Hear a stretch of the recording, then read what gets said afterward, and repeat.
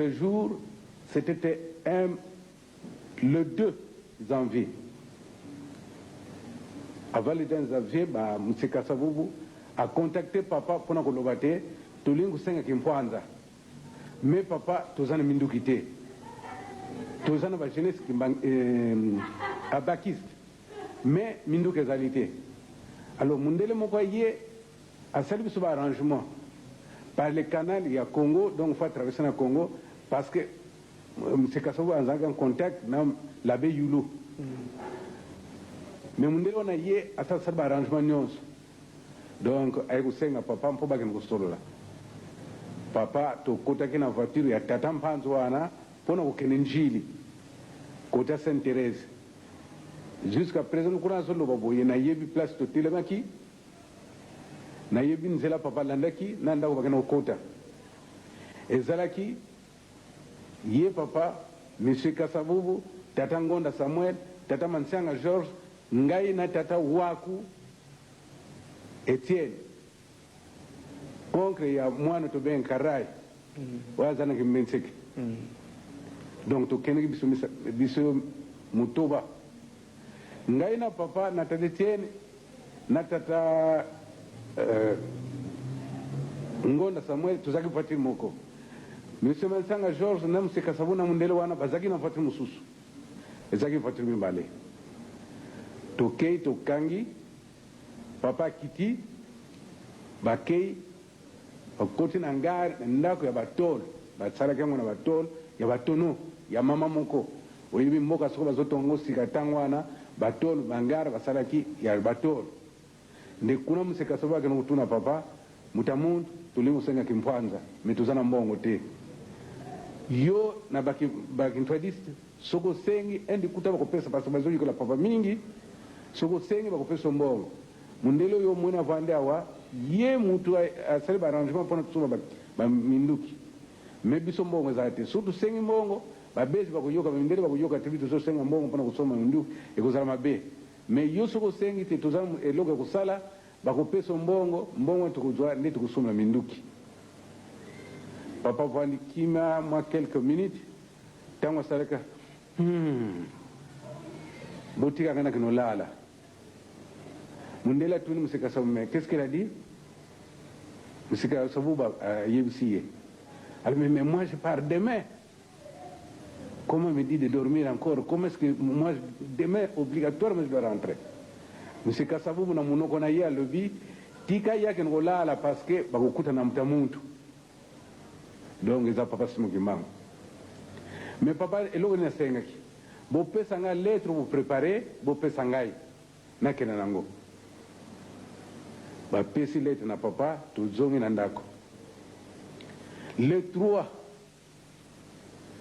wana zaki le 2 bakozwa lettre le 2 janvier 1959 c'était un vendredi bakozwa lettre papa lobi bokeno lettre ngana zozongi sala bino kokende pa mosusu te directement bokono tika opaya gouverneur mais muta muntu kono tika la lettre ndenge nini bitu tozene eloko te bato wana tamba koyoka te bitu senge indépendance mais tokusila papa lobi bozobima na ndako na ngai direct bokotika lettre le samedi papa traversé na Brazzaville c'était le 3 bazwi lettre bakotika directement le même 3 samedi papa traversé na Brazzaville et le 4 janvier makambo koye wana na rond-point Victoire babeji bamoni te makambo ekwe ezali mutu musu mutu aprovoke yango te diangenda kaka donc fo baluka diangenda basali tout koluka na cité baye na ndako combien de fois mpona koluka papa za te mundele ne ntango akomi na bureau na oyo ekomi fonction publique parce que bureau nezaki kuna akokuta papa vandi alors mais diangenda qu'est-ce que vous faites ici papa le mais c'est un jour de travail je suis venu travailler mundele yango na téléphone gouverneur ki diangenda zali awa c'est vrai ça c'est vrai diangenda zali awa babengisi papa le me lelo eza mokolo ya mosala nakotika mosala te yango wana yena mosala donc elakisi te papa aparticipaki na makambo ya indépendance donc vraiment il était le cerveau moteur M. Kasavubu azalaki ami ya papa baza kokende na vélo bisungu tuna karti tuzo be mwendundu pa kipembe bitu zakina Ribaya 3 ya zakina Ikelemba numéro 1. Donc bayimanga papa Monsieur Savubu tango asengi makama indépendance il était recherché ba luka qui mingi na babeji po babomaye mais papa le bakina ye ko banga te tata zanayo et fait moko elegaki na Monsieur Savubu il fallait papa bongisa Monsieur Savubu mais amoni na ndako moyen zalaki te pona batu bana na batu bazoko ya ba visite il fallait abima parce que même na mukana nzambe batu nyonso bazo sala nzambe presque misana mosiko abimi aketo ko bondela to sika ne tata nzambe ko akobimela ye pona ko bongisa ye tout ça Monsieur Kasavubu ezaki papa bongisa ye alobaki nini il faut babima pona okende baza ye babeji bazaki kuluka Monsieur Kasavubu parce que bayebi akokende soit na petit porteur ou bien il faut qu'il n'a pas route parce que Monsieur Kasavubu azaki na nzela mibale akokende te soko kaka nzela wana te alors na mintende esika pompe essence ezali ezaki barrage ezalaki wana où il y avait que de commandants belges militaires belges donc batiaki militaire congolais te tango wana congolais actuel zaïrois mais ba belge kaka ba commando pona kuluka Kasavubu parce que ba moni bakangiye et na kusuneli kamoko na bosana na sima Monsieur Kasavubu tango zo sabilo kwana awa ndanda kwa mfumo ndongo mama mfumo ndongo a déplacer kina na chambre ayaki na chambre soko boyeba kitango ndako nezalaki chambre papa nkunta zo lala papa nkuruntu mama mfumo ndongo a déplacer ki Monsieur Kasavubu a passé 3 nuits à Wanandako papa lala kia Wanandako. C'est comme l'abbé Yulu. Nandako papa mfumelongo. L'abbé Yulu a lala ki 3 jours awa. Ezali te ba yebi singa te. Monsieur Kasavubu tango zoko ya ngai na zoko mona. Ba collaborateur pena Monsieur Kasavubu ba yiki ko boya na kana na songi batu me batatan kanza.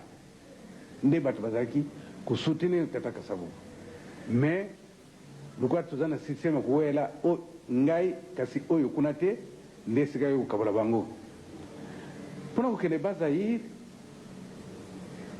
kukene ezaki ngoma lamu oyebi avant koma na pompe essence na mintene na sewana soko longe esika bayi kusala cimetière mais okamati nani wana nzele za tout droit po mona batu bazakuna na musika bamoni te barrage zali Monsieur Kasavubu a lenga lobby cette fois-ci je suis arrêté faut on a kangamakaka